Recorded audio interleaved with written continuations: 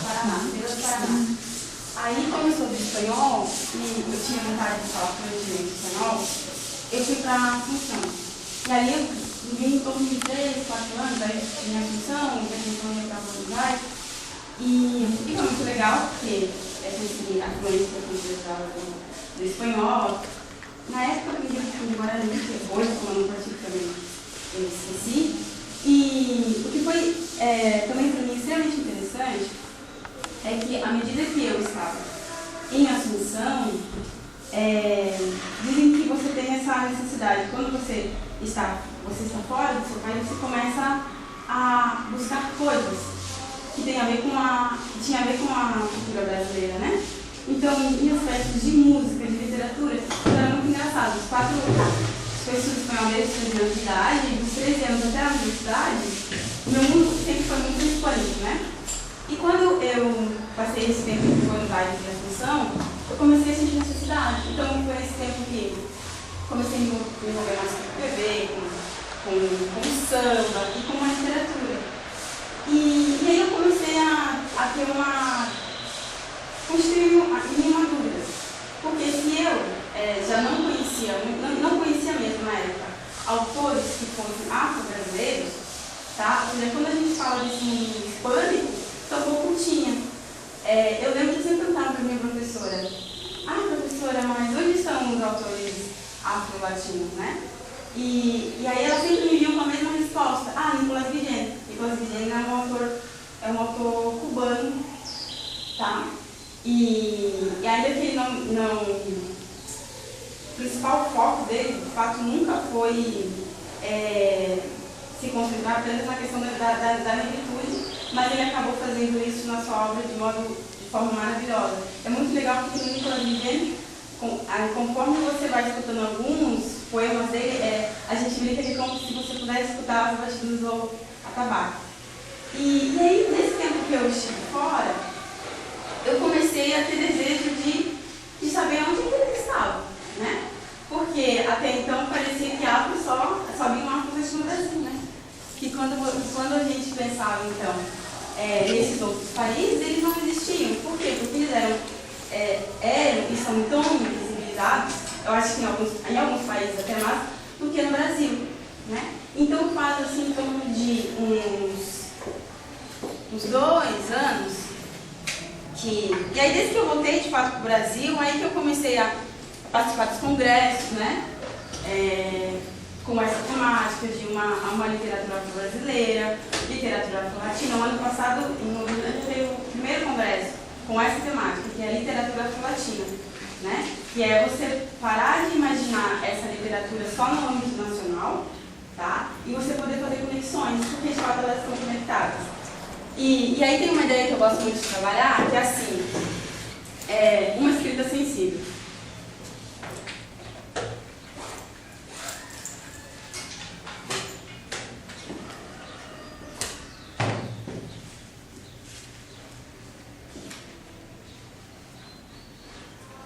Tá? E por que uma escrita sensível? Porque, para mim, tem a ver realmente com uma sensibilidade com que o Nicolás Guillen, a Simone Ron, que também é cubano, chileno, que é de Costa Rica, que a Conceição Evaristo, também a Alves, a Ana Maria Gonçalves, o modo como elas vão tratar essa temática.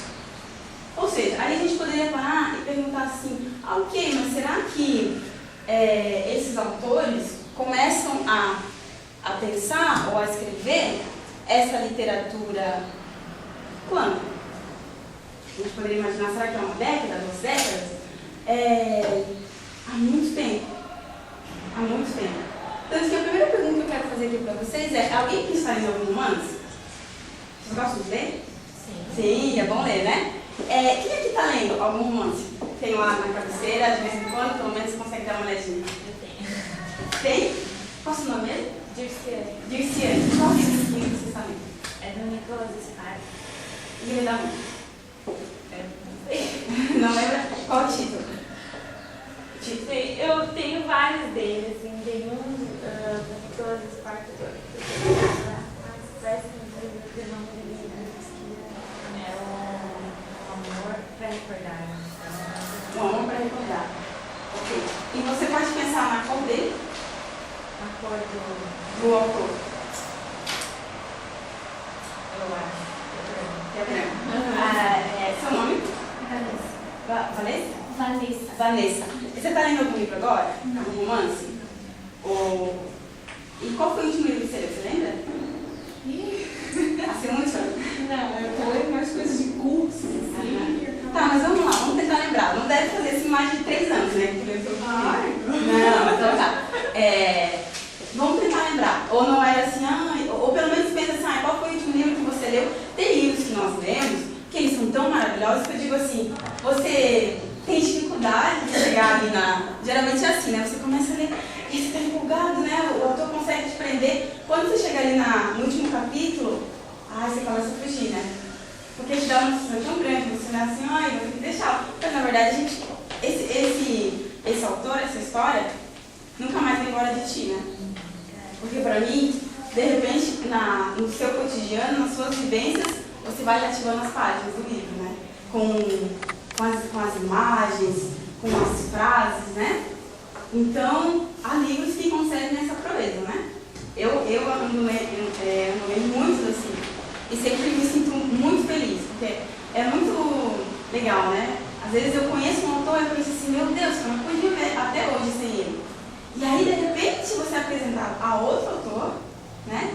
E igualmente se apaixona, você diz, meu Deus, quantas paixões, né? Realmente não tem como, é só uma pessoa. Porque você se sente extremamente apaixonado por esses autores, né?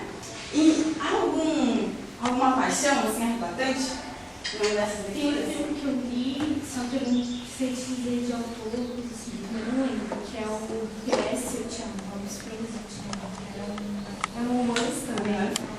Foi uma história muito bonita, assim, que me marcou bastante. Agora, teve livros que eu li, que eu li, que são, acho que mais de estilo, assim, do Augusto Cury. Você gosta bastante? E eu li, né? Então, acabei lendo. Mas, os autores, assim, a maioria esse Augusto Cury, eu acho que era... Sabe que eu sempre ouço falar do Augusto Cury, mas já tem algumas obras dele, mas eu nunca vejo as imagens do Augusto. Mas não lembro. A Simone? Eu estou lendo mais livros pedagógicos, mas você lembra de um? Você leu?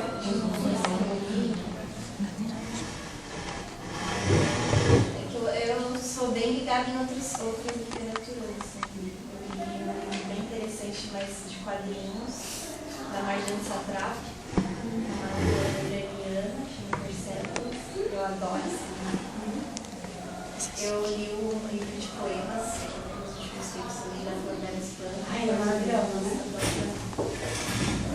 Eu li um livro jornalístico chamado Retrato em Preto e Branco, que é sobre uma personagem específica que sofreu apartheid, mas é de uma jornalista negra da UEM. Eu acho que eu pensei. Retrato em Preto e Branco. Nunca vi. Você não conhece a Angélica? Olha, romance faz tempo que eu não leio. Muito tempo. Minha vida não está bem permitindo eu ler, fazer essas leituras assim. Aí eu estou mais nas questões pedagógicas. Mas assim, o último livro assim, que eu li, não era romance, mas que eu gosto muito da parte espiritual, assim, né? Ele foi o Cabana. Aí você é bem famoso. Esse é bem famoso. Aí tem um outro que é do mesmo autor agora que ele lançou e eu comecei a ler, mas não. Eu vi um De Volta à Cabana, eu vi na livraria, mas Como se fosse De Volta, mas é um outro título, né? Não estou lembrando agora, que é meu marido que comprou, mas eu não consegui terminar de ler, assim, só comecei e não consegui. Eles não têm muito lá essas coisas, né? Eu fiquei vendo. O O daí. Eu faço, acho, uns 2 anos, as minhas últimas leituras, os 3 do Dan Brown, Código da Vinci, Anjos e Demônios e da Maçonaria, esqueci o nome. Para historiador é maravilhoso, né? Porque teve, eu acho que esse último Da maçonaria é o símbolo perdido. o símbolo perdido. Essa trilogia. Tem alguns que são Na verdade, não li, devorei uma semana, tem muito legal, eu acho. Apesar de eu chamo de literatura feia e barata, assim, né? Eu faço essas classificações, tem gente que não gosta. Eu não gosto dessas classificações. Mas eu achei legal o texto, assim. É americano. Sabe assim, que, quando eu estava na universidade, porque a gente quando está na universidade é muito radical, né? Então assim, eu lembro que meus professores detestavam qualquer best-seller, então normalmente... Isso, né? Isso aí também. Só que, por exemplo, hoje eu vejo assim, as pessoas têm uma vida tão corrida, tantos problemas, enfrentam dificuldades a todo momento, que eu acho assim, olha, se você gosta de Chimamanda, leia Chimamanda. Se você não está num dia legal e você se encontrou num livro de autoestima, leia um livro de autoestima, sabe? Porque no fundo é isso, as leituras também são encontros, né? Talvez naquele momento é disso que você esteja precisando. É lógico que eu adoraria que todos pudessem ler assim, esse Bispo Roxo que é maravilhoso, algum livro da Conceição Evaristo, eu acho que há momentos, sabe? Às vezes eu sempre digo assim, os livros, eles são encontros, né? Há momentos, por exemplo, que a gente não está pronta para fazer determinado livro. Eu sou aficionada pelo Saramago, eu acho que eu já li quase todos eles. Mas tem o Memorial do Convento, assim, gente, que é um livro que é em relação às obras do Saramago, é uma das obras mais importantes dele. Mas antes eu me sentia angustiada, porque toda vez que eu pegava, eu tinha lido quase todas as obras dele, toda vez que eu pegava o Memorial do Convento, eu não conseguia, eu chegava na terceira, quarta página, e de repente já iniciava outro livro, deixava ele de lado. Aí agora eu penso assim, não, em algum momento nós vamos nos encontrar de novo. Pronto, assim, também não acho que tem que ser um pecado, né? Eu não consegui ler o Memorial do Convento. E o Dan Brown, que eu vi, assim, é que ele parece um trailer, assim, né? Porque ele é avassalador, né? E na verdade ele é feito, me parece mesmo, para a questão cinematográfica, né? Tudo de uma noite acontece. E demora. Então, assim, eu embora ainda não tenho lido, mas aí de vez em quando meu marido está lendo e aí ele começa a mostrar passagens, né? Que fala assim, que legal.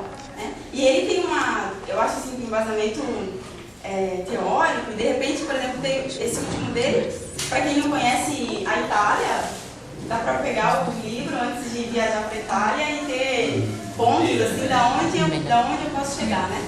Então, eu acho que quase toda a literatura é válida. Só para concluir, eu sou de uma formação que, para mim, literatura era literatura clássica, né? Quando eu digo para os alunos na oitava série, eu li todos os clássicos, Machado de Assis, José de Alencar e tal, eles se perguntaram, o senhor leitor?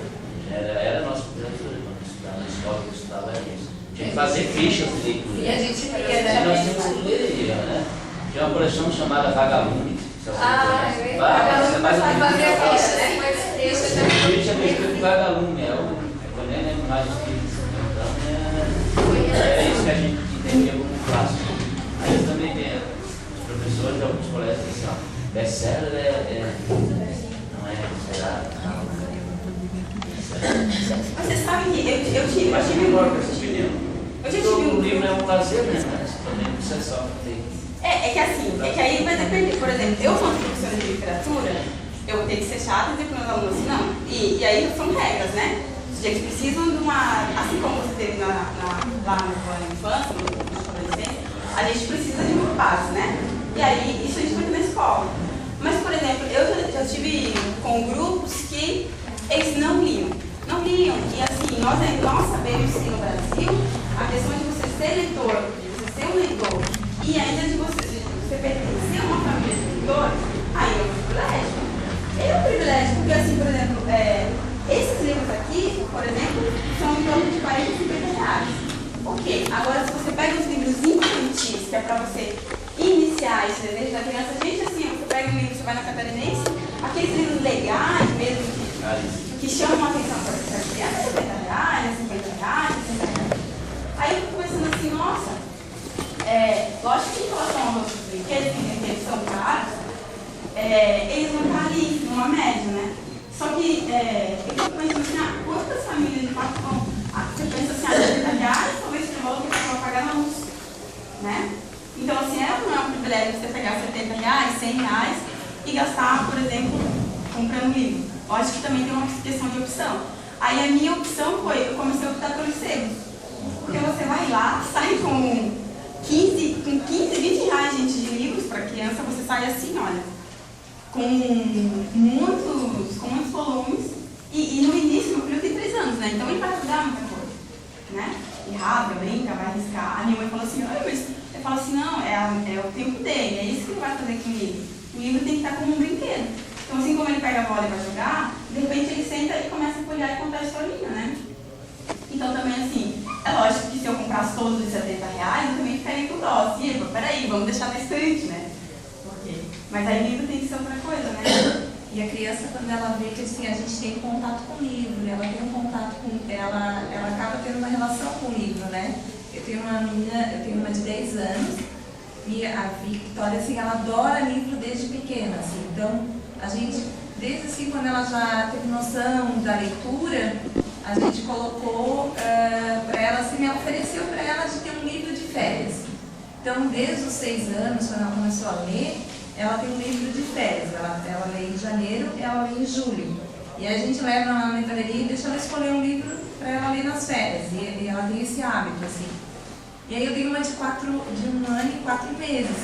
E aí ela vê assim, né, que eu estou sempre com livros, caderno, professora, né? Meu marido faz história, está sempre lendo. E o livro, a minha irmã, ela pega o livro, ela folheia, ela não lê, né, claro, é de 4 meses, mas ela também não rasga. Ela fica só folheando, às vezes ela vai com o bebê conforto, ela pega uma revista, qualquer coisa assim, um caderno, ela deita no bebê conforto, ela fica folhando, assim, como se estivesse lendo, mas é imitando a gente, assim, mas ela não rasga, a gente brinca assim, olha, você vai gostar de leitura, porque... Mas é o contato que ela tem todo dia comigo, né? Essa relação, e aí vai acabando, né? Eu acredito que ela vai... Não tenho dúvida, porque de fato é um ato mimético. Nessa fase, eles imitam os pais o tempo todo. Então, assim, se você tem os pais que estão lendo e que passam essa constância do filho, eu também penso assim, que é muito difícil, né? Sei lá, que eu como desvio, mas para ele é uma coisa natural, né? Não vai ser uma imposição. Mas aí, como eu estava falando ali com o Daí, então, às vezes, quando a gente, nós como professores, se você inicia o ato da leitura em relação às obras que eles gostam de ler. Então, assim, trabalhar com gibi, com, por exemplo, eu lembro que ano passado eu trabalhei com, agora eu não lembro o nome, mas é com o Percy Jackson, e que ele contava a saga de um herói grego, e aí, junto com a literatura, a gente trabalhava com cenas do filme. Nossa, eu achava isso massa. Porque a partir disso você filtra, aí você vai e aprende do que eles gostam, né? Olha, viu, é legal ler é legal. E aí o que você pode fazer? Aí você vai introduzindo outras coisas para eles. Porque inicialmente, para quem não tem o hábito de leitura, você chegar, às vezes, com um Úrsula, umas Médias do meu pai, do Palusa, às vezes eles não vão nem se interessar, né? Eu também trabalho agora com o SEJA, que é o ensino médio do Estado. E aí também, assim, são trabalhadores, né? Chegam na escola da noite, estão cansados. E aí eles me diziam, professora, não tenho tempo, eu não consigo ler. Aí eu dizia assim, não, né, gente? Tempinho ali, 15 minutos por dia, vocês conseguem? No horário do intervalo, deixa um livro lá no banheiro, né? Tá lá uns 10 minutinhos, dá uma folhadinha no livro. E aí eu falei pra eles assim, olha, então uma vez por semana nós temos uma roda de leitura. E nessa roda de leitura, eu comecei a trabalhar com eles o Leão e a Joia, do Olho Soinca. O Olho Soinca é um autor nigeriano. E é uma peça de teatro. E aí eu iniciei a roda de leitura com esse livro. Depois eles foram à biblioteca e cada um escolheu um livro. Então, assim, na verdade, quem tinha de casa trouxe, alguns compraram. E aí eles começaram a ir atrás de feiras e coisas assim, e outros foram na biblioteca. Gente, então, era para ser metade de uma aula. Mas eles gostaram tanto que nós ficamos 4 aulas, porque eu dei tempo para eles lerem o capítulo, para depois eles poderem apresentar a obra. E eles ficaram, nós ficamos 4 aulas nas leituras. E eu achei o máximo quando eu cheguei à noite em casa, eles já tinham postado no Facebook coisas dos livros, assim, e tirando sarro, né? Comentando a leitura. Aí eu falei, pronto, eu me senti uma pessoa bem feliz. Por quê? Porque ali ocorreu um filtro. Né? Ou seja, eles já não vão mais olhar para o livro como um monte de coisas chatas e coisas legais. Né? E aí, por exemplo, esse do Horizon Inca, ele trabalha com aspectos de uma comunidade que ela está entre o desejo de continuar na tradição ou o sentido da modernidade, né? Ou seja, de estabelecer para aquele lugar o progresso. E aí também tem momentos assim em que as falas para nós são quase falas machistas, porque aí você tem os personagens principais é a Cid, que é uma mulher muito bela da aldeia. Aí você tem um professor, e esse professor, ele é o ser letrado da aldeia. Ele é o ser letrado da aldeia e ele é o detentor de toda é o representante da cultura europeia. Então, a todo momento, quando ele se dirige aos seus da aldeia, como, eles são selvagens, eles não sabem. E aí ele quer conquistar a Cid. Só que ele não consegue conquistar a Cid, porque tudo que há nela, ele odeia. Né? Ou seja, a Cid, e aí tem diálogos que é muito legal, porque a Cid está carregando um balde de água na cabeça. E ele diz assim para ela assim, não, Cid, por favor, não faça isso, não estrague seu pescoço. Aí ela diz assim, e aí ele quer carregar o balde. E ela vai dizer assim para ele assim, não, você não pode carregar o balde para mim.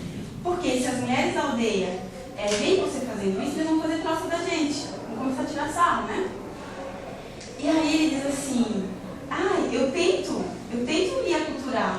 Mas você é boba, você não consegue, você não quer. E aí tem um momento que a gente ri muito, porque ele não tem esse hábito do beijo. E ele quer beijá-la, assim como nós nos beijamos. E ela olha para ele com nojo e desprezo. Assim. Olha, eu não gosto, eu tenho nojo desse seu juntar de línguas. E aí a peça de teatro é esse diálogo entre os dois e depois entra o Baroca, que é o chefe da aldeia, o tempo todo.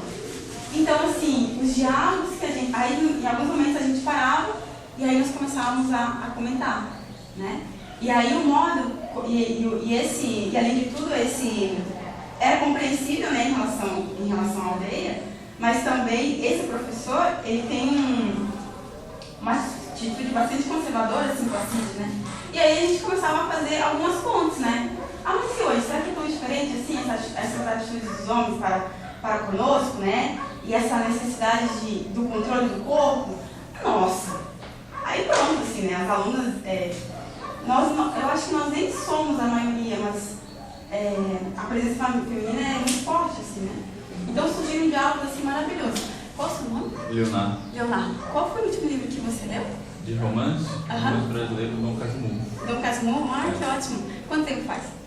Faz uns 2 meses já. 2 meses. Depois do curso, estou voltado mais para questões acadêmicas. Que interessante, né? Porque o Dom Casmurro é um livro que geralmente a gente lê no ensino médio, né? Isso.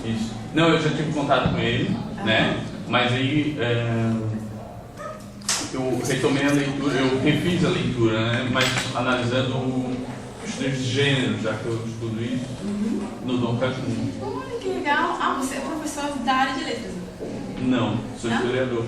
Historiador? Olha que interessante. Ali, que legal. eu fiz já de... Mas você estuda na área da literatura ou dos aspectos históricos? Eu sempre fui... a literatura sempre foi um prazer e um campo de trabalho, né? Na minha graduação foi através da literatura o meu trabalho com confusão pública. E o Dom Casmurro, como sendo um clássico brasileiro, foi analisar algumas questões de gênero e dentro do romance do Machado de Assis.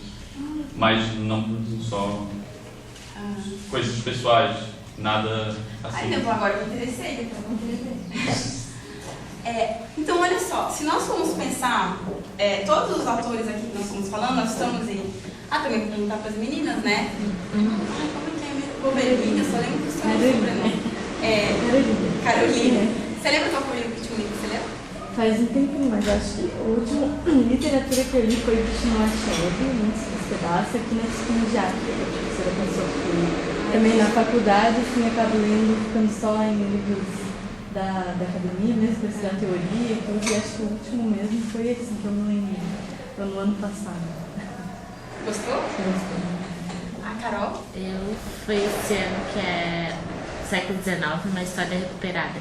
Que as autoras que são mãe e filha, daí a filha sonhava e aí ela escrevia assim. E qual é o nome da autora? É a Maria do Carmo, acho assim. É nova assim, sabe? Acho que é o primeiro livro assim que elas escreveram.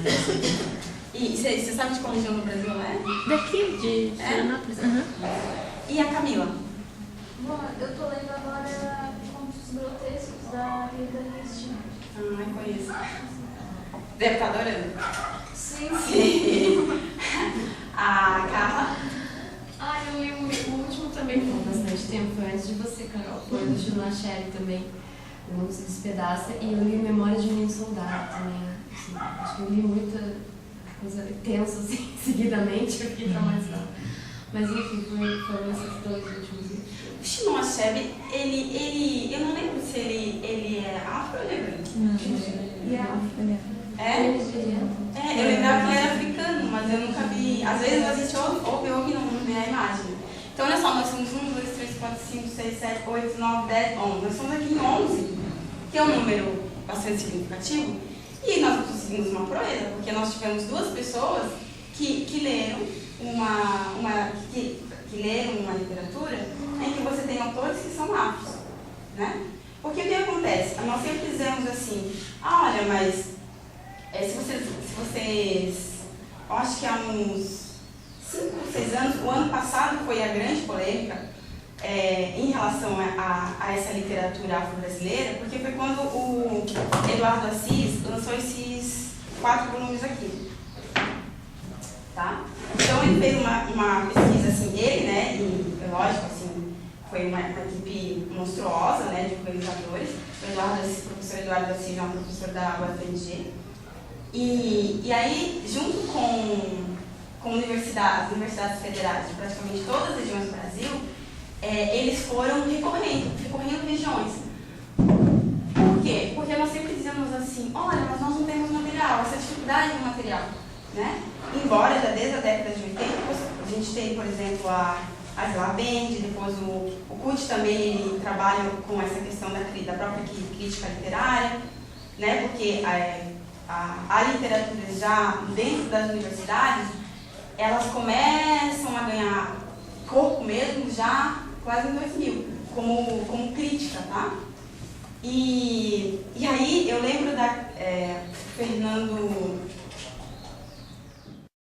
algum cursinho de catecismo ministrado pelos padres redentoristas. À luz das luminárias do consultório médico, a grávida católica se mostra intransigente. A letragem no útero representa um assassinato ascético. Menos subornável é a grávida que fez os estudos secundários em colégio religioso. Em particular, os dirigidos pelas freiras francesas, do Sion ou do Sacré Coeur de Jesus. Neles, o ensino ganha as tintas da liberação feminina frente ao sempiterno jugo masculino. Toda fêmea está predestinada por Deus à maternidade. Menos subornável ainda é a mulher grávida protestante. Ex-aluna de Isabela Henriques, apesar do ensino liberal, com residência, exige respeito ao direito à vida. Pior, verdadeira pestinha sentimental é a mulher grávida com sangue negro ou judeu a correr pelas artérias e veias. Não as oprime o peso da herança cultural milenar. Acentua antes a convicção íntima de que na batalha dos sexos o certo vence o errado. De nada adianta contrapor-lhes as ideias revolucionárias que fazem a tradição e as crendices religiosas trabalham a favor do poder do indivíduo nos tempos modernos. Se já é missão impossível convencer mulheres frívolas ao aborto, como abstrair as de sangue negro e judaico do condicionamento pelos valores comunitários e bíblicos, transmitidos de geração em geração? É como querer ensinar o Pai Nosso obrigado. Aí ele diz assim, por que será que tinham pavor de ler a cartilha do aborto com a ajuda do ABC dos obstetras de plantão? No caso das mulatas e das judias, só me julgava liberto do potencial de divisibilidade do ser humano ao ver o nascituro cair vulgar e se borrachar, que nem fruto no chão da morte prematura. Tá? Então, assim, o que vocês perceberam ali quando ele faz lá? Qual que é a descrição que ele faz quando ele está falando das outras mulheres? Quem são essas outras mulheres que ele fala? Ele se refere o quê? À questão social, porque ele vai falar o quê? Ele vai falar das escolas das quais elas frequentam, não é? Então ele vai fazer uma descrição social e cultural. Agora, vocês perceberam que quando ele vai falar dessas mulheres judaicas e das mulheres negras, ele recorre a quê?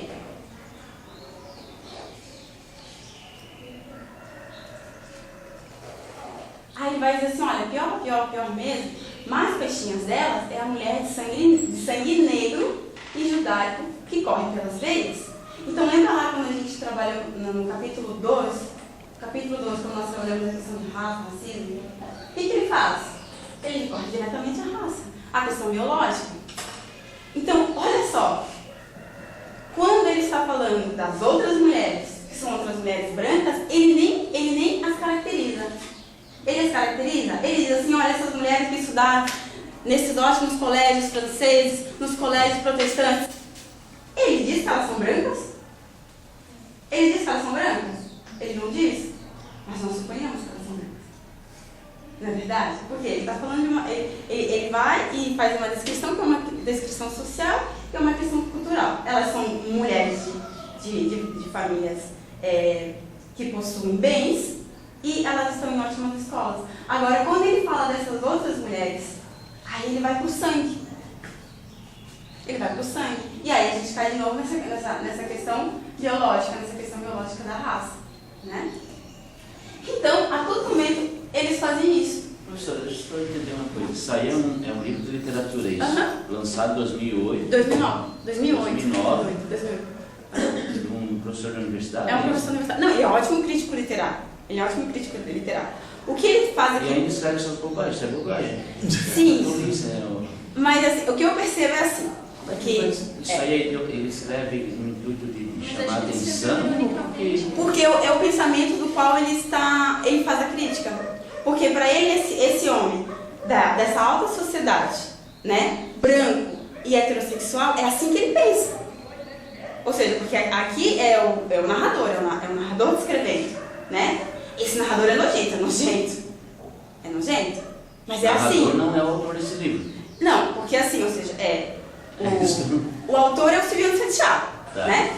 Só que, por exemplo, também eu não posso... Ele está narrando, ele está citando aí um texto de alguém, é isso? Não é o texto de alguém, não. É o texto dele. Para fazer a crítica dele através desse personagem. E aí o que ele faz? Ele é como se ele trabalhasse uma lógica que é pensando no Nelson Rodrigues e no Pedro Almodóvar, que é esse diretor espanhol, tá? Por exemplo, vocês lembram o último filme do Pedro Almodóvar foi La Piel Invisible, vocês lembram?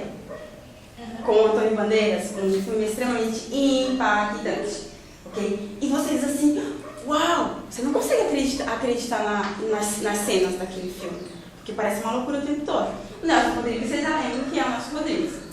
Não é verdade, Nelson Rodrigues, né? São Nelson Rodrigues, tá? Então ele faz uma mistura disso. Mas aí o que ele está fazendo? Ele está fazendo uma crítica à elite brasileira também, né? E à representação também desse homem. Mas aí, como eu disse, assim, eu não li ainda todo o livro, né? Mas aí, por exemplo, eu falei assim, uau!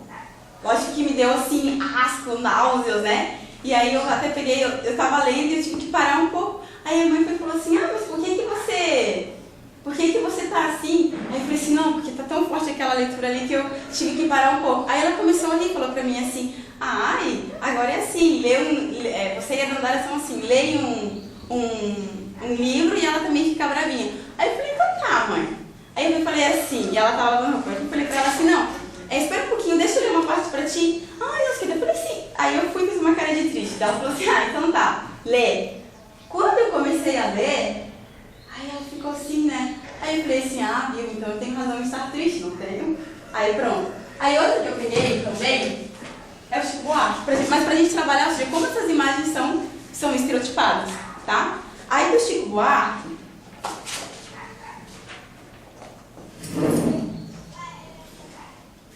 esse aqui, leite derramado, eu acho que, deixa eu ver de quando ela, logicamente, eu não poderia esperar de um neto comunista que se juntasse com moça de pedigree.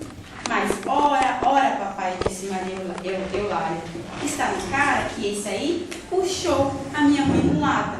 Não sei quem abastecia minha filha com tantas maledicências. Matilde tinha a pele quase castanha, mas nunca foi mulata. Teria, quando muito, uma ascendência mourisca por via de seus ancestrais ibéricos, talvez algum longínquo sangue indígena. De Matilde, o menino só herdara o gosto por música barata. Era escutar o rádio do vizinho e ele se balançava todo. Criança esperta, consegui-lhe uma bolsa de estudos no meu antigo colégio de padres. Porém, no dia em que o levei para a matrícula, deu-se um zum na secretaria e um padreco meio bicha veio se desculpar comigo. Não havia mais vaga para o Eulalinho.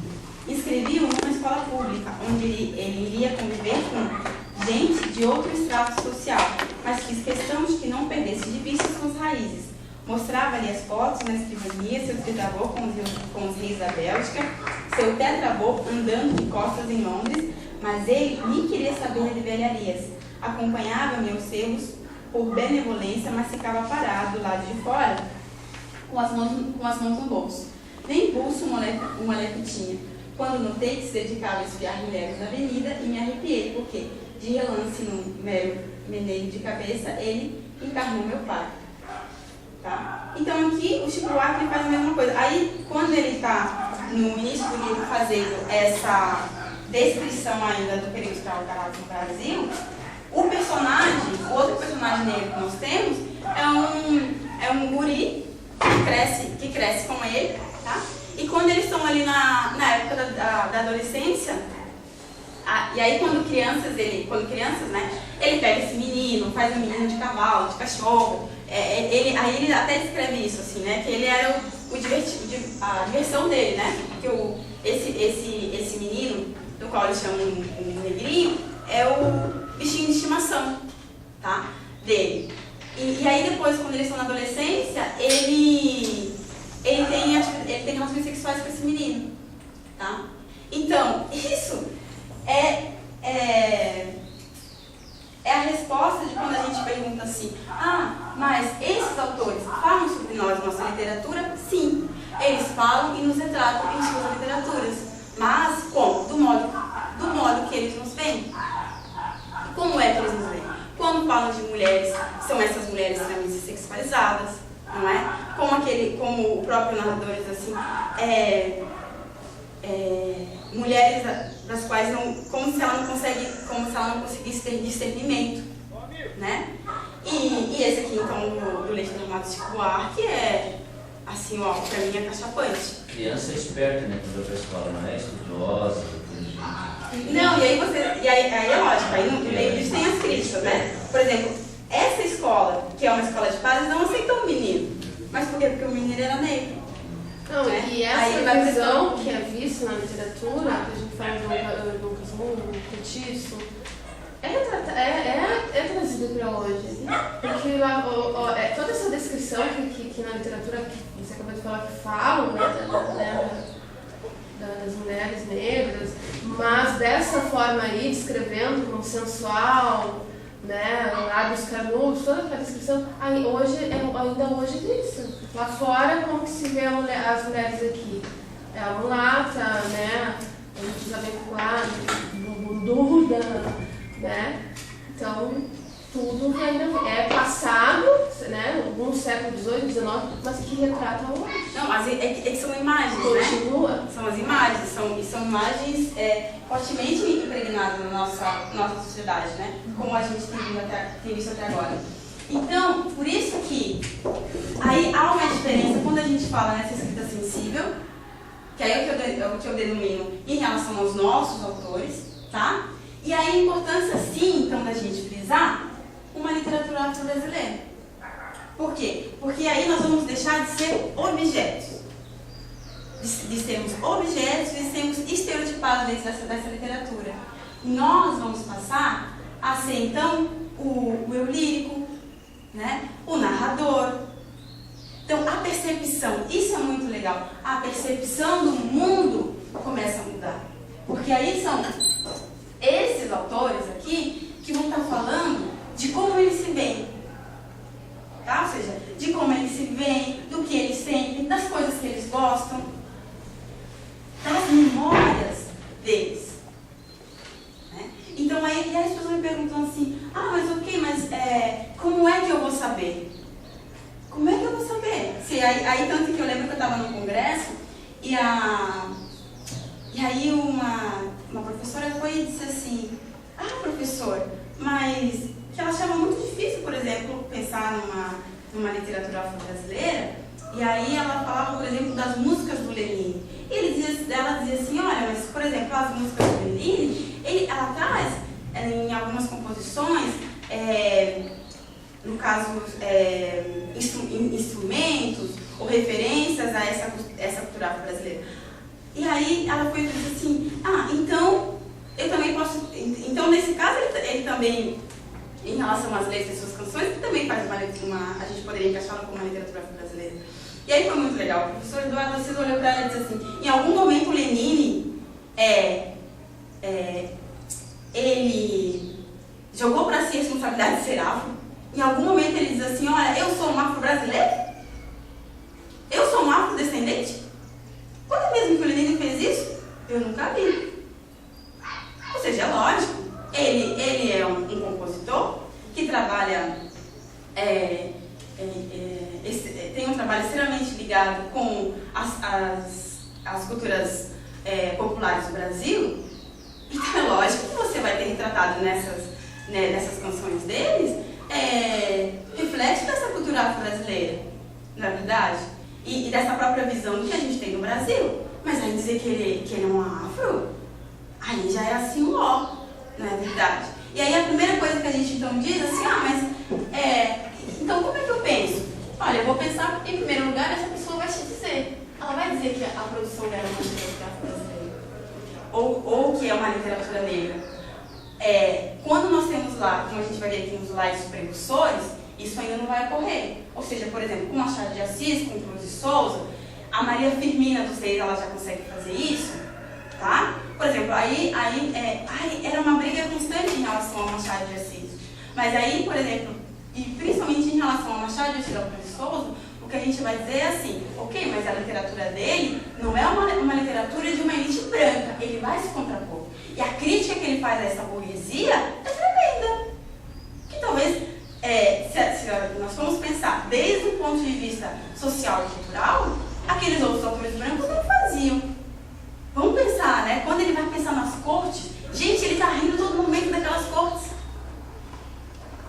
Nos romances de Machado de Assis. É um deboche. Não é? Então, e aí o que a gente dizia em relação a Machado de Assis, ele vai fazer isso de um modo tão sofisticado e tão perspicaz, e aí também uma característica dele, que de fato não se intitulava como como eu posso dizer, de ter como tema principal em suas obras essa questão da identificação, né, de ser afro-brasileiro. Agora, o olhar dele e as problemáticas que ele traz e o modo como ele vai fazer essa crítica, né? A questão do Cruz de Souza, por exemplo, já no Cruz de Souza a gente vai ter, por exemplo, eu até trouxe aqui, você tem um emparedado, e você vai ter, por exemplo, no início quando ele fazia jornais, né, em que ele também faz críticas. Por quê? Porque, por exemplo, o Cruz de Souza, ele foi um poeta que por muito tempo tentou lutar contra, ele não queria falar sobre. Até chegar um momento em que, pensa bem, gente, ou seja, é o nosso maior poeta simbolista. Eu chego a dizer que mais do que maior, de fato é o único poeta simbolista que o Brasil consegue produzir. E que em vida, ele nunca teve as homenagens ou prestígio do qual mereceu. E aí você vai dizer que esse autor não sabe por que isso acontece? Ah, tá se brincando comigo, né? E aí quando ele faz emparedado assim, uau, emparedado é um desabafo, assim, você sente assim ele se dilacerando ali, né? Então agora deixa eu ver a lição, senão a gente trabalhar aqui com slides. 9, que rápido. Deixa eu parar aqui. Você pode me ajudar?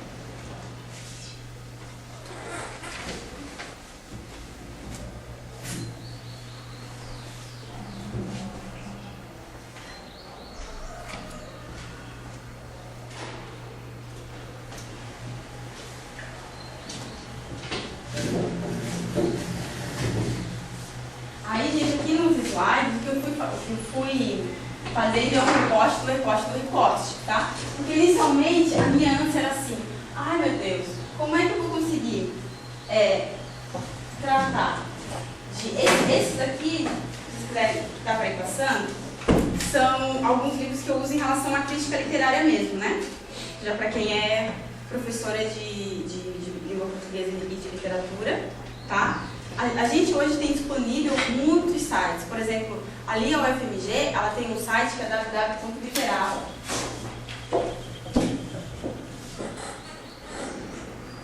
Literafro. É só buscar Literafro, a pessoa já vai encontrar. Esse Literafro aqui é um site que ele é constantemente revisado e atualizado, tá? E que você vai ter ali por exemplo, todos os autores que o Eduardo tem aqui, e na verdade até mais atuais, porque ali no site ele consegue ter, por exemplo, os que produzem blogs, né? E aqui nesse caso, esses autores, já que tem mais essa bibliografia virtual, por exemplo, já não conseguiu entrar, porque igualmente numa organização a gente também precisa fazer alguns recortes, né? E aí você também tem muitos artigos literários, então é um site bem legal. Igualmente, se a pessoa produz artigos, você pode mandar que eles também dão uma olhada, às vezes pedem para revisar, e você pode também publicar ali no Literário, tá? Aí nós temos também muitas autoras, que nós chamamos, editoras, que nós chamamos de editoras negras, que é a Nandi Ala, que é a Kitabu. Editoras que geralmente você vai encontrar esses livros na Nandi Ala, na Kitabu, tá? Esses livros todos aqui que eu vou estar citando também tem à disposição nessas editoras, tá? Então, qual foi a minha ideia? Deixa eu ver aqui,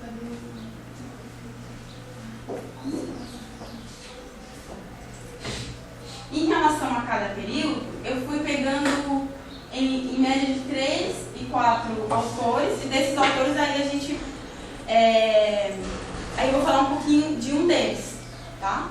Porque, por exemplo, aqui, quando o Eduardo Assis trabalha aqui com precursores, é muito legal. Assim, aí quando eu perguntava para vocês assim, mas será que é uma literatura atual? Não, nós temos autores desde antes do período de 1930, tá? Por exemplo, o primeiro romance da Úrsula, o primeiro romance da Maria Firmina dos Reis é de 1859. Esse aqui é muito interessante, por quê? Porque ele é o primeiro romance de autoria feminina no Brasil, tá? E foi o 5º livro publicado no Brasil, esse aqui da Maria Firmina dos Reis. E aí, por exemplo, aqui quando a gente fala dos precursores, são 31 autores, né? Daria pra gente fazer um curso. Esse aqui também, quando a gente fala em consolidação, você vai ter mais quase 40 autores. tá? Que aí são autores que escrevem ali entre as décadas, que nascem nas décadas de 30 e 40. E aí na contemporaneidade, que aí já é uma geração um pouco mais recente. Então, a face afro da literatura brasileira. Por exemplo, nas minhas aulas, eu trabalho com conto, trabalho com rap, trabalho com poesia, trabalho com romance, trabalho também com peças de teatro. Lembra que eu estava falando que eu ainda estou lendo, né, com os alunos o Olho Sou Inca, que é o Leão e a Joia, tá? Então, todos esses materiais nós podemos estar trabalhando com os nossos alunos. E o rapper, por exemplo, você tem alguns rappers ali do nacionais, do GOG. O GOG, para mim, ele é um poeta maravilhoso, tá? E é também um material que os alunos gostam, né? E às vezes, por exemplo, você pode trabalhar com intelectualidade, você pode trabalhar com rap e pode trabalhar com poesia, né? Até porque, na verdade, assim, o rap, ele é uma poesia, tá? Assim nós o vemos, o rap como uma poesia. Aí, lógico, como toda poesia que você vai fazer, você faz seleções, né? Tem coisas que são legais, tem coisas que não são.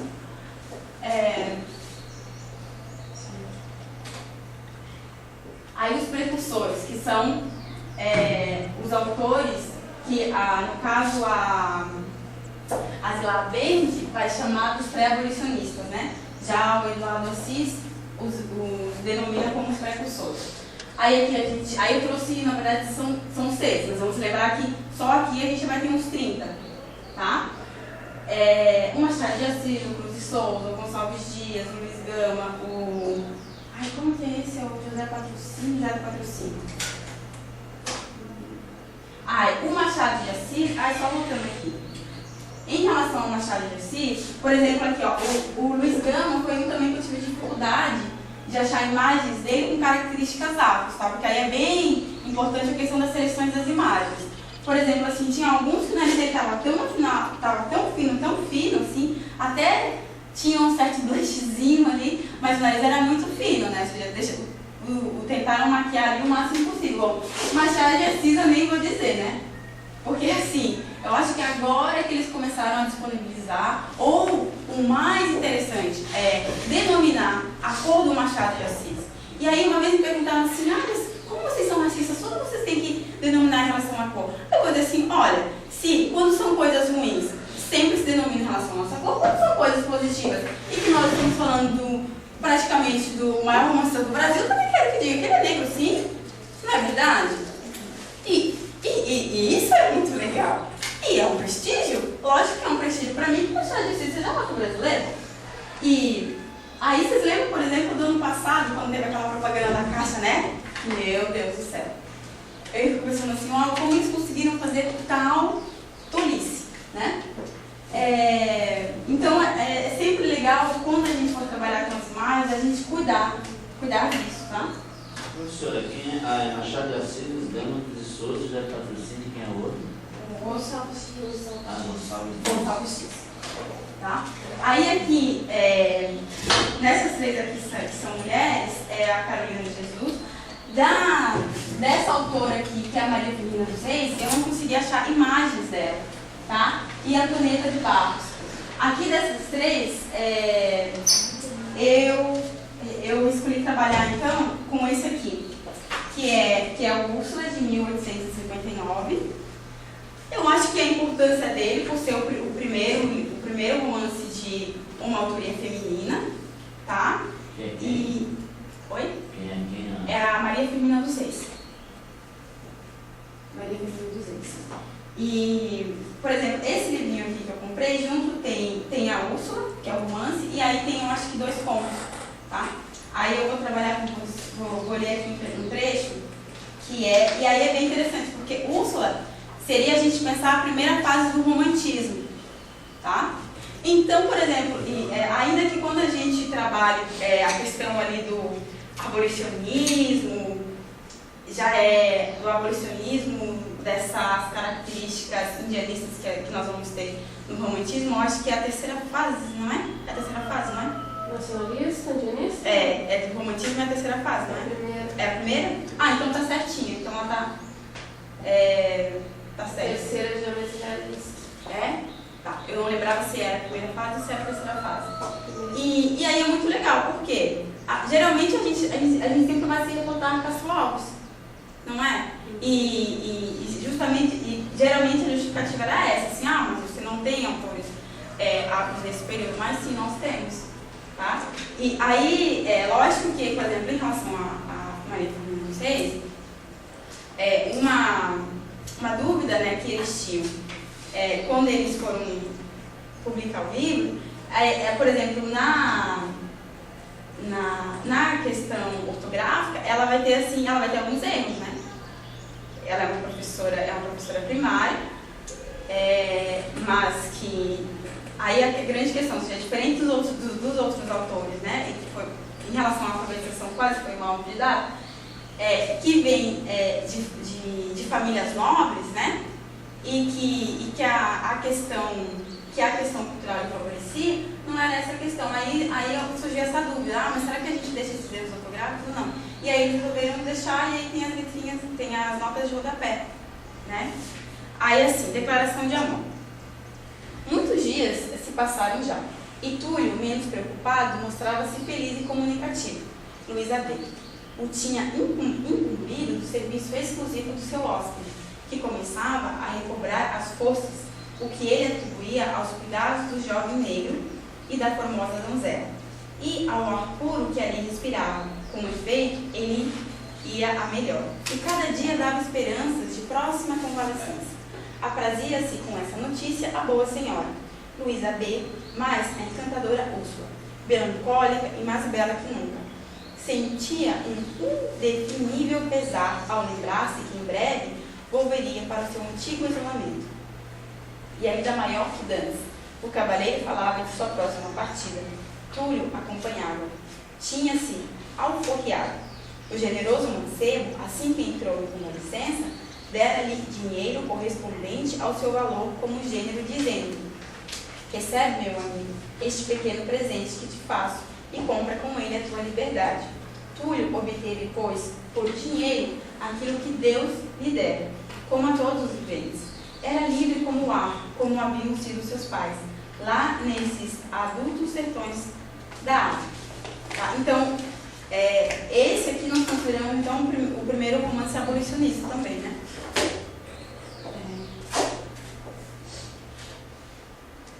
Aí, como eu falei, em relação a esses autores nascidos entre 1930 e 1940, todos ali são tão maravilhosos. Aí eu pensei assim, vou fazer um recorte então de 3 e trabalhar um pouquinho sobre a Conceição Evaristo, tá? Vocês sabiam que o Martinho da Vila também é escritor? Ele também é escritor. E aí o Joel Rufino, a Conceição Evaristo e o Martinho da Vila. Lembrando que também, quando a gente fala desse período nascido entre 1930 e 1940, nós vamos ter aí mais uns 35 autores, tá? Em relação à Conceição Evaristo, que é a paixão da minha vida, uma das, né? Eu já falei que eu sou uma mulher de muitas paixões. Ela tem romance. A Conceição Evaristo, ela tem romance, ela tem livros de contos. O romance dela mais conhecido é o Conciliar Vicêncio. Tá? O Conciliar Vicêncio, inclusive, mas agora sim, agora ela já está realmente consolidada, né? É bem legal porque ela conseguiu ver o suficiente para conseguir ter prestígio em vida. Então, por exemplo, o romance dela, o Conciliar Vicêncio, eu não lembro se ainda está, mas ele era uma das obras recomendadas para o vestibular da UFMG, que ela é uma autora mineira, e a UEL do Paraná também estava pedindo como um dos livros do vestibular o Conciliar Vicêncio. Aí até ela diz assim que, primeiro, ela ficou muito feliz, ficou bastante contente, e que eles até ela teve que entrar em convênio assim, com uma gráfica, porque eles não tinham assim, tantos livros disponíveis, né? E é uma senhorinha. E aí eu quero ler o prefácio para vocês, que é do Submissa Lágrimas de Mulheres. Esse aqui foi uma seleção de contos que ela publicou ano passado. Tá? Ela é uma autora que ela é bastante produtiva, assim, está sempre escrevendo. E E aí quero ler também para vocês uma poesia. É muito interessante porque uma das características da Conceição Evaristo. Como é que é o nome desse mesmo? Esse aqui? E Submissas Lágrimas de Mulheres. E o outro que você vai encontrar que é muito legal para trabalhar com os alunos é o Conciar Vicêncio. Por exemplo, eu trabalhei com meus alunos no ano passado, Conciar Vicêncio, tá? E trabalhei também com os Submissas Lágrimas de Mulheres.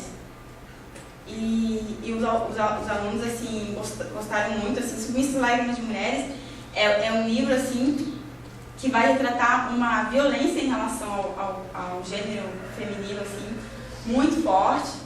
E aí é muito interessante também, porque quando a gente fala de uma educação de jovens e adultos, que, de modo geral, que são mulheres, que elas vão ter, que têm seus filhos ainda muito jovens, aí elas precisam parar a idade escolar e só depois retornar, algumas já com seus 30 anos, algumas ainda mais velhas. E aí já nesse período, a maioria delas separadas, né? E aí, como diz a Chimamanda, ou a minha narradora aqui, do Hibisco Roxo, é muito interessante, é muito legal porque tem um trecho do livro que ela vai dizer assim, ela está tendo um diálogo com... são duas cunhadas dialogando, uma delas é casada, super posicionada, né, numa elite nigeriana, e a outra, ela é irmã do marido dela, mas o irmão não ajuda, assim. E o marido dela faleceu. E aí elas estão conversando sobre a condição dessas mulheres que são separadas. E aí a cunhada dela vai dizer assim para ela, eu não consigo imaginar como vivem essas mulheres. Aí ela vai e pergunta para ela assim, essas mulheres quem? Eu? Aí ela diz para ela assim, não você não é uma separada, você é uma viúva. Aí ela diz assim, não, eu sou assim como essas mulheres, eu sou uma mãe solteira, ou seja, eu não tenho um homem que me acompanhe. Aí ela olha e diz assim para ela assim, lá vem você de novo com essas ideias revolucionárias. E acontece assim, e ela é uma professora universitária, ela vai dizer assim, você fala isso para as suas alunas? Ela vai dizer assim, eu digo para elas todos os dias, mas elas não me escutam, continuam se casando. Aí ela pega e diz assim, o que você não entende é que o casamento não significa o fim da vida. Para nós mulheres, de modo geral, quase sempre significa o começo da vida. Gente, é um diálogo assim, impactante. Impactante, ou seja, porque só quando a gente consegue perceber a nossa condição feminina no mundo, ok? E eu acho que menos assim de idolatrar os nossos maridos, porque o amor faz isso, né? O nosso amor romântico, ele faz isso, né? Que é você idolatra o homem, você é capaz de olhar para o teu vizinho e conseguir ver o quanto ele é machista, mas em relação ao teu marido, não. Porque ele ama, porque ele é cuidadoso, porque ai que fofo, ai que lindo. Aí só quando a gente consegue quebrar isso, e aquilo cai no chão e vira pedacinhos, uau! Aí você consegue compreender qual é a sua condição no mundo, sabe? E aí quando ela diz isso, eu te dá uma tontura assim, na obra. É muito boa, a Chimamanda é maravilhosa, tá? Esse livro aqui, por exemplo, é da Companhia das Letras, tá? E aí quando eu digo isso, eu também também me coloco nesse papel e também penso em relação aos meus alunos, né? Ou seja, do quanto esse corpo já foi violentado, né? E que, de modo geral, essa violência sim vem dos homens, tá? E aí, quando elas entram em contato com uma literatura dessa, como Conceição Evaristo, é de uma sensibilidade à flor da pele, tá? Aí, a Conceição Evaristo, ela vai dizer assim, no prefácio, que é muito bonitinho. Ela é em si uma poeta. Então, ainda quando ela faz prosa, ela é uma poeta. Porque as linhas da prosa dela são todos versos. Aí ela diz assim, gosto de ouvir, mas não sei se sou hábil conselheiro. Ouço muito, da voz outra, faço a minha, as histórias também. E no quase gozo da escuta, seco os olhos, não os meus, mas de quem conta. E quando de mim uma lágrima se faz mais rápida do que os gestos de minha mão a correr sobre o meu próprio rosto, deixo o choro viver. E E depois confesso a quem me conta que emocionada estou por uma história que nunca ouvi e nunca imaginei para nenhuma personagem encarnar.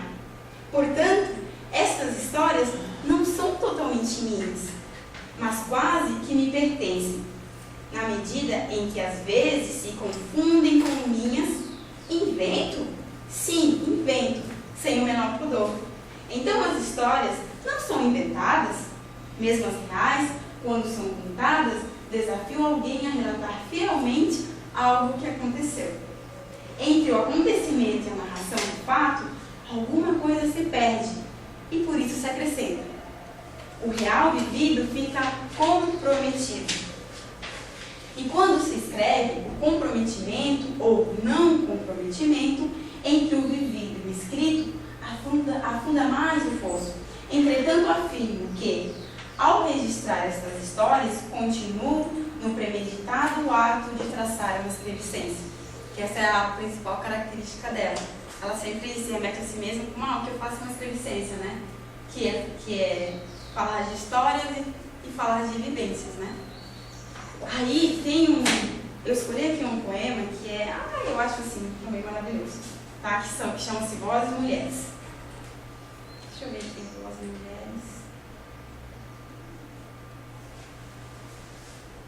Não, vou ler melhor aqui, Meu Rosário. Meu rosário é feito de contas negras e mágicas. Nas contas de meu rosário, eu canto Mamãe Oxum e falo Padre Nossos, Ave Marias. Do meu rosário, eu ouço os longínquos batuques do meu povo e encontro na memória mal adormecida as rezas dos meses de maio de minha infância. As coroações da Senhora em que as meninas negras, apesar do desejo de coroar a rainha, tinham de se contentar em ficar ao pé do altar lançando flores. As contas do meu rosário fizeram calos nas minhas mãos, pois são contas do trabalho na terra. Nas fábricas, nas casas, nas escolas, nas ruas, no mundo. As contas do meu rosário são contas vivas. Alguém disse um dia que a vida é uma oração. Eu diria, porém, que a vida é blasfêmias. Nas contas de meu rosário, eu teço intumescidos sonhos de esperanças. Nas contas de meu rosário, eu vejo rostos escondidos por visíveis e invisíveis grades. E embalo a dor da luta perdida nas contas do meu rosário. Nas contas do meu rosário, eu canto, eu grito, eu calo. Do meu rosário, eu sinto o borbulhar da fome, no estômago, no coração e nas cabeças vazias. Quando debulho as contas de meu rosário, eu falo de mim, mesmo com outro nome.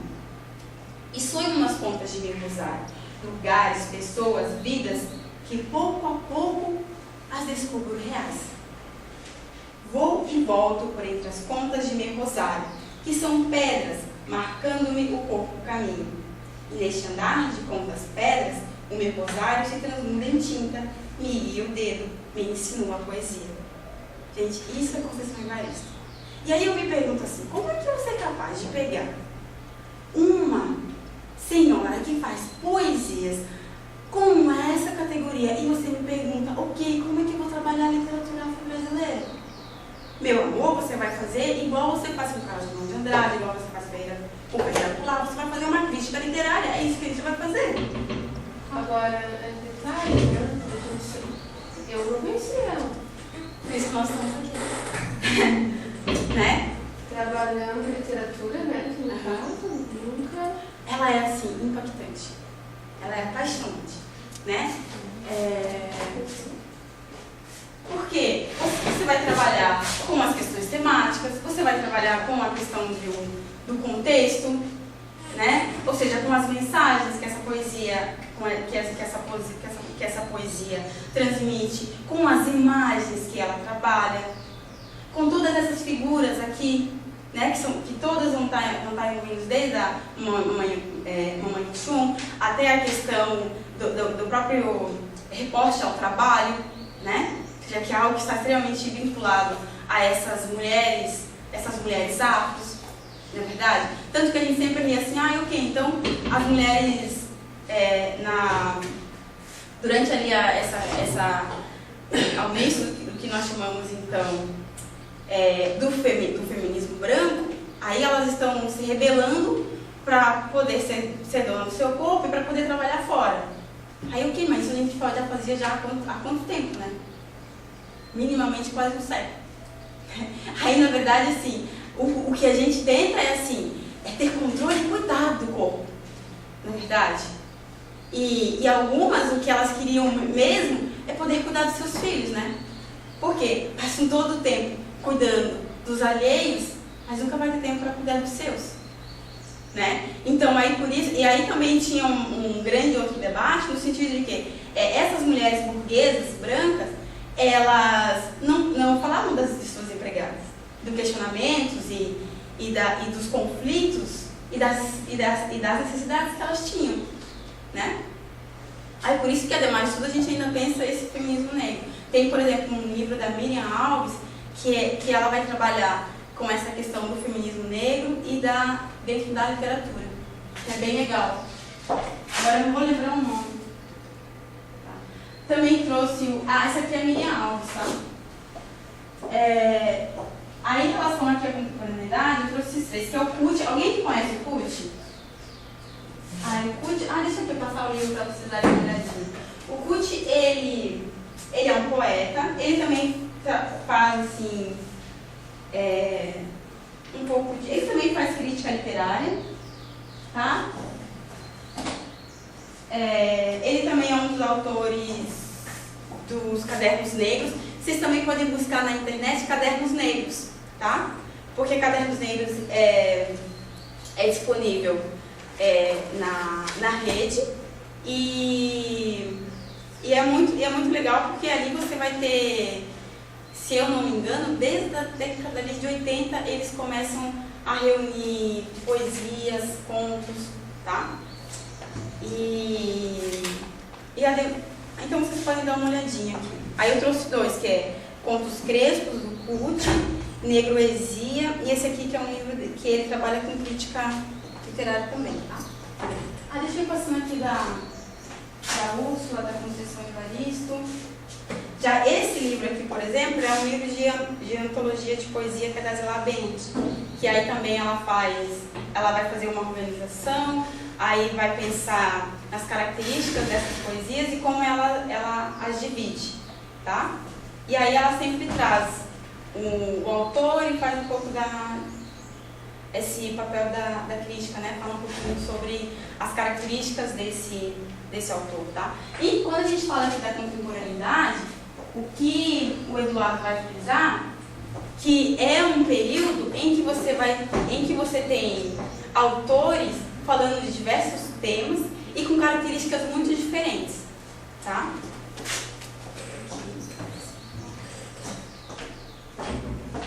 Aí, desses três,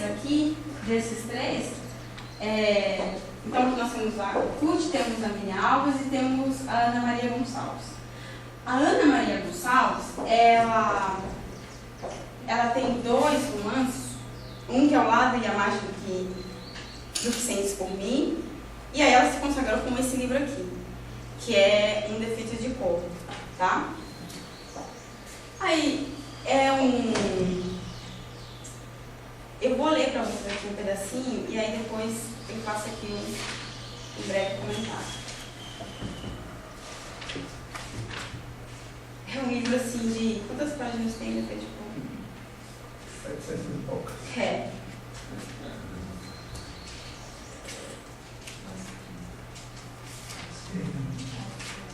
É 947. Atualizar. Você, Eu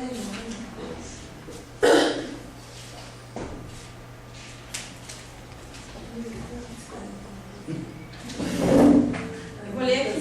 Vou ler duas. Deixa eu ver se dá tempo. Acho que vou ler duas partes aqui do capítulo 1. Aí ela começa o livro com um provérbio africano que diz assim: a borboleta que esbarra nos pinhos rasga as próprias asas. Quente. Eu nasci em Sabal, reino de Daomé, África, no ano de 1810. Portanto, tinha 6 anos, quase 7. Quando essa história começou, o que aconteceu antes disso não tem importância, pois a vida corria paralela ao destino. O meu nome é Keinte, porque sou uma IBG. E nasci por último. Minha irmã nasceu primeiro, e por isso se chamava Taiô. Antes tinha nascido o meu irmão, Kokumo, e o nome dele significava não morrerás mais. Os deuses te segurarão. O Kokumo era um abiku, como a minha mãe. O nome dela, Kurorik, qual difícil, era o mesmo que fica, tu serás mimada. A minha avó, Dorojaie, tinha esse nome porque também era uma abiku, e o nome dela pedia, fica para gozar a vida. Nós imploramos. Assim são os abikus, espíritos amigos, há mais tempo do que qualquer um de nós pode contar, e que antes de nascer, combinam entre si que logo voltarão a morrer para se encontrarem novamente no mundo dos espíritos. Alguns abikus tentam nascer na mesma família, para permanecerem juntos, embora não se lembrem disto quando estão aqui no Aie, na Terra, a não ser quando sabem que são abikus. Eles têm nomes especiais, que tentam segurá-los vivos por mais tempo, o que às vezes funciona, mas ninguém foge ao destino, a não ser que ele queira, porque quando ele quer, até água fria é remédio. A minha avó nasceu em Abomé, a capital do reino de Daomé, ou Daom, onde o rei governava da casa sentada sobre as entranhas de Dan. Ela dizia que esta é uma história muito antiga, do tempo que os homens ainda respeitavam as árvores, quando o rei Abacá foi pedir ao vizinho Dan um pedaço de terra para aumentar o seu reino.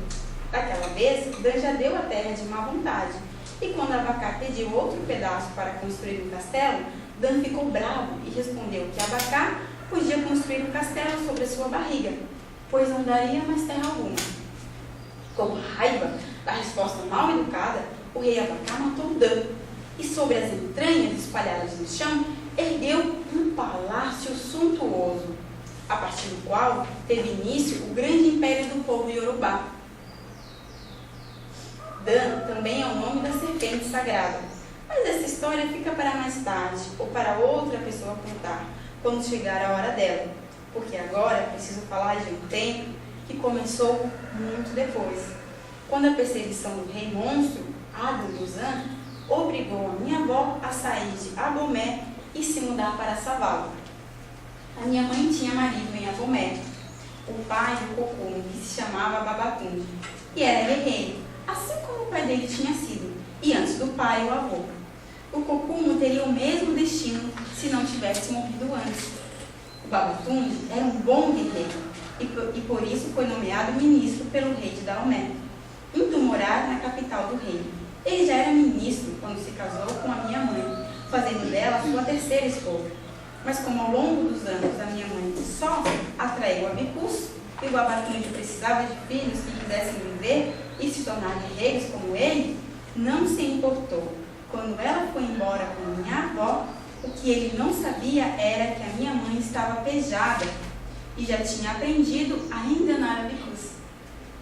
O Kokumo nasceu logo que elas chegaram a Savala, depois de muitos dias andando pelas estradas rumo ao norte, até saberem que deveriam ficar ao pé de um irô. Um dia apareceu o Uluafene, aquele que é amado por Deus, que ajudou a construir a casa e foi homem para minha mãe. Mas depois que a casa ficou pronta, ele seguiu viagem rumo ao norte, talvez para Natitingô, antes de saber que ela estava novamente beijada, abençoada com um invejista, eu e a Taiô. Invejis dão boa sorte e riqueza para as famílias em que nascem. E era por isso que a minha mãe podia dançar no mercado de Savala e ganhar dinheiro. Ela dançava e as pessoas colocavam cauris em sua testa. E quando eu e a Taiô éramos pequenas, colavam ainda mais, pois a minha mãe dançava com nós duas amarradas ao corpo. Usava panos lindos para segurar, eu e a Taiô, bem presas junto a ela, uma na frente e a outra atrás. Ficávamos nos olhando nos olhos e sorrindo por cima do ombro dela. E é por isso que a primeira lembrança que tenho é dos olhos da Taiô. éramos pequenos e apenas os olhos ficavam ao alcance dos olhos, um par de cada lado do ombro da minha mãe. 2 pares que pareciam ser apenas meus, e a Kitayô devia pensar que eram apenas dela. Não sei quando descobrimos que éramos 2, pois acho que só tive certeza disto depois que Kitayô morreu. Ela deve ter morrido sem saber, porque foi só então que a parte que ela tinha na nossa alma ficou somente para mim. Eu senti quando isso começou a acontecer, e foi naquela tarde. Aí o próximo capítulo é o destino. A gente diz assim que esse livro que ficou é como se a Ana Maria Gonçalves tivesse conseguido retratar um pouco dessa saga, né? Da história dos negros no Brasil. Que na verdade ela, como nós podemos ver ali, ela inicia a história ainda no continente africano. Depois essas meninas elas são sequestradas e aí elas vêm para o Brasil, né? E aí é um livro assim que, deixa eu ver aqui quem faz o prefácio, quem faz o nota, que é o Milo Fernandes. Ele mesmo diz assim: é um livro que parece que te tranca a respiração, né? E ele vem com são sessões, né? Ou seja, você até consegue ter alguns momentos de calmaria, mas você sempre fica esperando assim que o mal vai ocorrer, porque parece que o mal sempre está por vir, né? E ela faz uma busca, além do próprio cuidado estético mesmo que ela tem, né, no sentido literário, assim, que é bem grande, essa questão da temática que nós vamos encontrar, né, em relação aos nomes, né, em relação aos costumes. Ela faz uma busca historiográfica também com bastante cuidado, né, até porque assim, é um livro ali com quase 1000 páginas, é um livro também que impactou em bastante estudo, assim, né, para essa autora. E eu acho que é um livro que ele é de 2006, e aí a impressão que eu tenho é que as pessoas estão, não sei se redescobrindo ou descobrindo ele assim por esses últimos 2 anos, tá? Aí eu acho que eu tenho que finalizar. Aí eu queria finalizar com o Emparedado, do Cruz e Souza. Tá? Eu vou começar depois, tá? Então são apenas alguns versos ali que é um poema enorme, né? Alguém já conhecia o Emparedado? É um poema enorme, então são apenas aqui 2 estrofes. Por uma questão banal da química biológica do pigmento, ficam alguns mais rebeldes e curiosos posses preocupados a arruinar primitivas tradições, perdidos e atropelados pelas longas galerias submarinas de uma sabedoria infinita, esmagadora, irrevogável. Mas, que importa tudo isso? Qual é a cor da minha forma, do meu sentir? Qual é a cor da tempestade e dilacerações que me abalam? Qual a dos meus sonhos e gritos? Qual a dos meus desejos e febre? Se caminhares para a direita, baterás e esbarrarás ansioso, aflito, numa parede horrendamente incomensurável de egoísmos e preconceitos. Então, assim, nesse poema, como eu, na verdade, já havia comentado, o Cruz e Souza é como se ele tivesse dilacerado, né? E só essa sensação, essa imagem que a gente tem do título, que é emparedado, você consegue imaginar alguém nessa postura, né? Entre 2 paredes e sentindo isso se mover diante de si, né? E eu até acredito que o Cruz e Souza, junto com Machado de Assis, ainda são os 2 autores que a gente consegue trabalhar, mas nas escolas, né? E que também as obras deles são bastante acessíveis, né? Ano passado mesmo a prefeitura ela estava reeditando os livros do Cruz e Souza e estava distribuindo nas escolas, tá? tá? E aí, como eu também havia dito, essa questão, né, de que alguns autores afirmavam nesse sentido assim, mas o Cruz de Souza, ele nunca teve essas preocupações.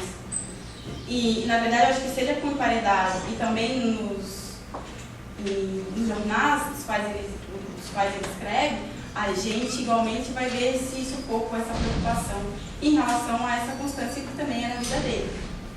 Tá? Não sei se vocês querem perguntar alguma coisa. Eu só queria comentar algo que, em realidade, é uma forma de tortura, né? É uma morte lenta, características do século XVI e XVII, que é você emparelha a pessoa viva entre 4 paredes e ela fica lá até morrer. E o outro também que eu queria falar com vocês é o Lendas de Exu. Esse aqui é um livro, inclusive, que ele é recomendado pelo MEC. E que o MEC começou a fazer a distribuição dele nas escolas, só que com esse título aqui, meu Deus, os evangélicos, assim, toda vez que vinham chegar essas caixas aqui, os livros sumiam. Aí uma professora de uma das escolas lá do Rio, ela estava atrás, né, e cobrando o MEC, cadê os nossos livros, cadê os nossos livros? Os livros chegaram na biblioteca. E aí falaram para ela assim, não, professora de livro, o livro já chegou. Mas como já chegou? Aí ela chegou na biblioteca, cadê as caixas? Aí a bibliotecária falou para ela assim, não, essas caixas não chegaram. Aí ela foi atrás, né, foi atrás do correio e das assinaturas. E a biblioteca nada de querer dizer o que havia ocorrido, ou se foi ela ou se foi outros professores que tinham consumido comigo. Aí ela falou que ela ia para o ministério, né, porque então que o que havia ocorrido na escola era um roubo. Aí eu sei que na segunda-feira apareceu o livro atrás da porta, as caixas de livro atrás da porta da biblioteca. E que também é um livro muito legal, são livros de contos, são contos de Exu, tá? E que é muito divertido para trabalhar com a molecada. Bem legal. E aí é muito interessante porque até no prefácio o autor vai dizer isso. Olha, o Exu, ele é um personagem que é um pouco...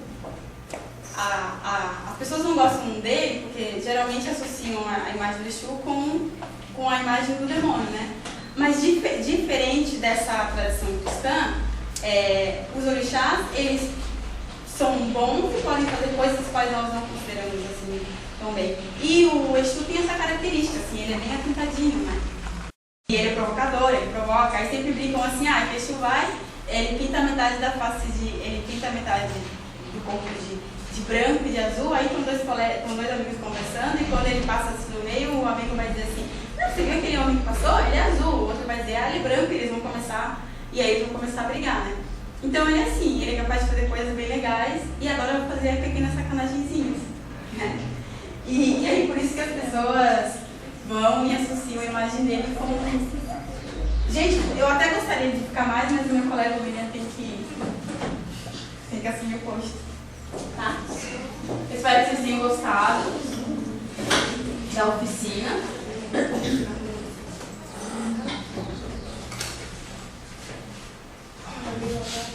E eu fiquei bastante feliz de estar com vocês essa manhã. Oi. Esse aqui é um ofício de cor. Aí, por exemplo, para quem trabalha na área da literatura e tiver dúvidas, por exemplo, assim, de como é de autoras, né? Pensando assim, mas como é que eu trabalho essa literatura na sala de aula? Tem a professora Elisa Mans, tem a professora Florentina, vocês vão achar artigos delas disponíveis na rede, livros, que elas têm muitas